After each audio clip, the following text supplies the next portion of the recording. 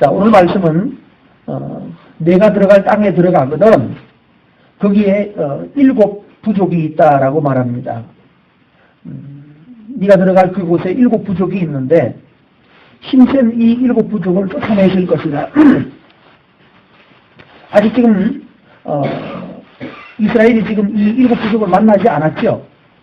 만나지 않았고 또 두 번째 또 정탐꾼을 보내가지고 정확하게 정탐을 했는지 거기에 대해서는 언급이 없습니다만 그렇게 이상하게 하나님은 지금 앞에 가는 부족을 만나야 될 부족이 어떤 부족인지 알고 계시고 있습니다. 알고 계시고 미리 그들에 대하여 말씀하고 있습니다. 근데 그들과 만나거든 3절 말씀에 보면 그들을 치는데 그들을 치고 자, 2절에서부터 해봅시다. 그들과 진멸할 것이다. 그들과 어떤 언약도 하지 말고 불쌍히 여기지 마라. 두 번째로는 그들과 혼인하지 말라. 아들이든 딸이든지 주지 말라는 거예요. 자, 그들과 언약하지 말고 불쌍히 여기지 말고 혼인하지 말라. 결국 이방과 친해지면 친해질수록 죄가 묻어들어오게 되죠. 4절에 보면 그 죄가 뭔가요? 여호와를 떠날 것이라는 거예요. 너의 아들들을 유혹해서 여호와를 떠나게 하고 다른 신을 섬기게 할 것이다. 그러면 너희들이 갑자기 멸망할 수 있다. 결국 이스라엘 백성들이 여러 번 당했습니다. 결국 이방 사람들과 함께 모압 사람들과 함께 예전에 또 좀 놀았던 적이 있었죠. 광야에서. 그러다가 삽시간에 그냥 수만 명이 죽임을 당했습니다.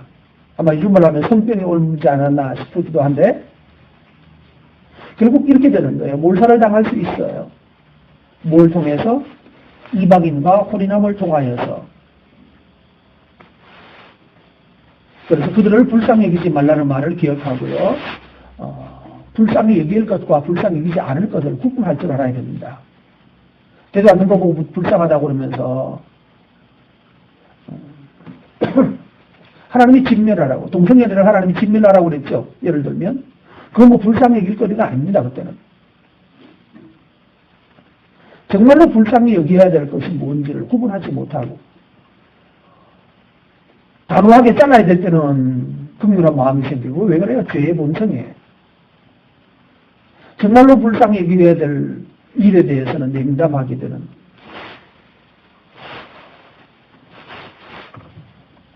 그래서 그걸 가지고 뭐 민주주의, 자유주의 이런 말 하는 것 다 속임수입니다. 그래서 우리가 자식들 결혼시킬 때 이방 여자들과 결혼하면 반드시 묻어들어온다. 세균이 묻어들어온다는 생각하셔야 되고요. 그것 때문에 결국은 집안이 무너집니다. 몰락합니다. 하나님의 진노가 따라붙기 때문입니다. 그래서 연애도 함부로 하지 못하게 해야 되고 사람을 좋아해야 돼. 제일 큰 원칙. 우리 살아보잖아요. 살면 느끼잖아요. 믿지 않는 사람과 결혼해서 그거 한 사람 붙들고 사는 것이 얼마나 믿게 하면 되죠. 이게 지금 안 되게 되냐 이거예요. 안 되잖아요. 그러니까 그렇게 되면 잘하면 평생 거쳐서 한 사람 구원하고 믿지 않는 사람과 결혼하면 일평생 동안 고생해가지고 시달려서 겨우 한 사람 구원하는 거예요. 그러나 믿는 사람과 결혼하게 되고 그래서 좋은 가정을 만들게 되면 그 부부가 함께 그 가정이 많은 하나님의 일을 감당해 나갈 수가 있습니다. 그런 면에 있어서 우리가 결혼이 얼마나 중요한지 생각해 보아야 합니다. 왜 이렇게 말하는가 하면 6절 말씀에 보면 왜 그래야 되는가? 너는 성민이라는 거예요. 너는 하나님의 성민이다. 하나님의 성민이라는 말은 구별되어 있다는 거예요. 특별한 목적으로 구별시켜 놓은 거예요. 세상 만민 중에서 너를 택해서 자기 기업의 백성으로 택하셨다. 너가 성민이고 너는 세상에 수없이 많은 민족과 종족들 가운데서 너를 택해서 목적이 이 특별히 택해놓은 목적이에요. 샘플이라는 거예요. 근데 샘플이 다른 데 혼합되어 버리면 곤란하겠죠. 순종이어야 되는데 순종이 혼합되어 버리면 곤란하죠. 그래서 하나님을 위해서 하나님에 의해서 선택되고 하나님을 위해서 만들어진 존재인 거예요.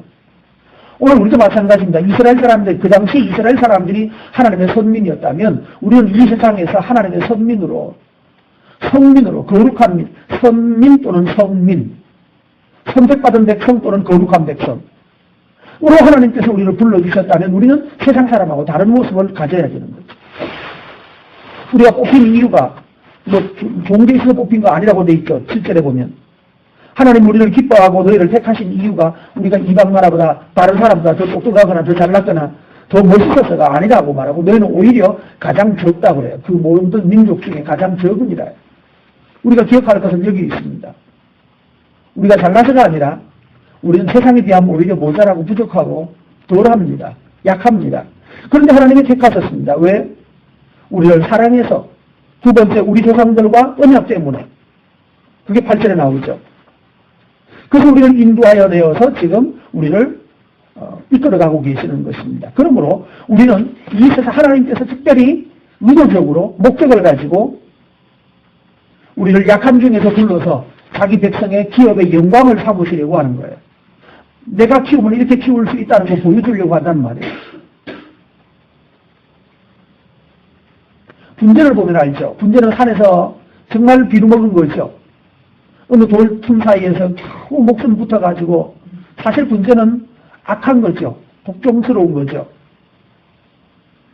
그 험한 곳에 척박한 곳에서 살아가지고 살아남아 있는 거. 그거 그냥 놔두면 폼 없습니다. 모지긴 하지만 폼은 없어요. 근데 그거 누구 손에 가야 되죠? 정원사의 손에 가서 다듬어지고 다시 만들어지고 그래서 다시 2, 3년 다시 고쳐지고 나면 그 다음부터 작품이 됩니다. 그때 들판에 또는 어느 산빛 아래 어느 돌틈 사이에 있던 보잘것도 없는 나무였는데 정원사의 손에 들어가서 다시 다듬어지고 다시 만들어지고 나면 그래서 한 2, 3년 다시 고쳐놓고 나면 그게 하나가 뭐 100만 원짜리, 1000만 원짜리가 되고 10만 원, 억짜리가 넘는 것도 만들어질 수 있는 것입니다. 하나님께서는 모자라는 것처럼 보이고 부족한데 하나님 그것을 택해서 우리를 택해서 이 세상에서 다듬어서 하나님은 얼마나 탁월한 정원사이신지를 보여주려고 하는 것이에요. 그러므로 우리가 이 세상에 쉽게 끌려가고 이 세상과 동화되어서 간다면 결국은 쓸모없는 버림받아야 될 것입니다.